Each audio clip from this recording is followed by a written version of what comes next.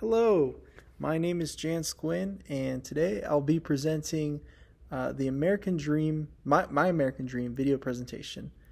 All right, so without further ado, let's get started. All right, so the first prompt I'll be answering is discuss the evolution of the political party, including a description of the major political theories that we have discussed in this course: liberalism, conservatism, socialism, nationalism, etc. Okay, so I chose the Republican Party, which is very much aligned with conservatism. The Republican Party was founded in 1854 in Nebraska, and Abraham Lincoln was the very first Republican elected president. And though the Republican Party was founded in 1854, the history of conservatism goes a lot further back. Um, the first branch of conservatism, at least in America, was classical conservatism. This was founded by Edmund Burke. It's also called traditional conservatism, and basically they were trying to preserve the aristocratic society that was being attacked during the French Revolution.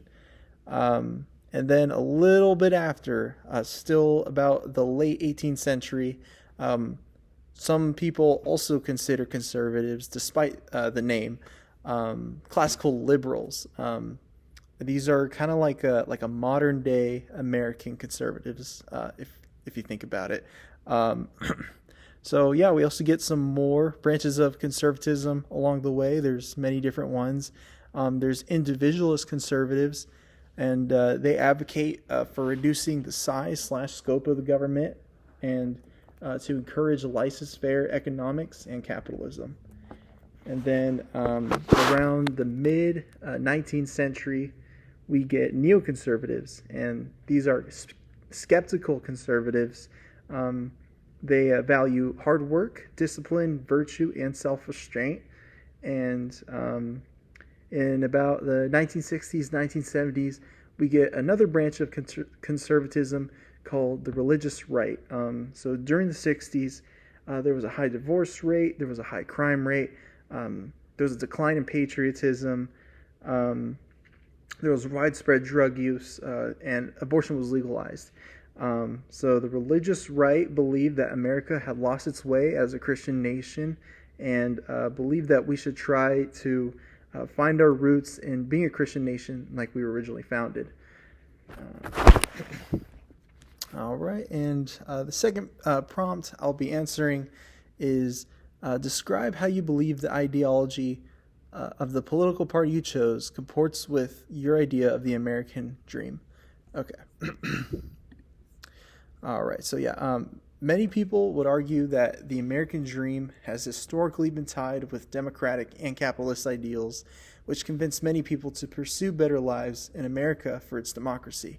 We have books, Fitzgerald's The Great Gatsby. We have Steinbeck's Of Mice and Men. The Great Gatsby tells a tale of a young man who chased the American dream, and in the end realized how meaningless it all was due to his struggles. And then Steinbeck's Of Mice and Men it illuminated how the American dream was truly inaccessible for many people due to the lack of opportunity and education. Also, the housing market is going up right now, and people are starting to wonder if the American dream is something that's even achievable anymore. Me personally, I'd argue that the American dream is somewhat subjective and not wholly objective. I think it depends more on what an individual may deem as possible. I also agree that the American dream was a little idealized and a little bit overrated. Some would say that the American dream refers to the illusion that hard work guarantees success. I'd ask success to what extent, though? The Declaration of Independence, Jefferson's words, all men were endowed with the rights of life, liberty, and the pursuit of happiness. And a little bit earlier, John Locke wrote very similar words: life, liberty, and property.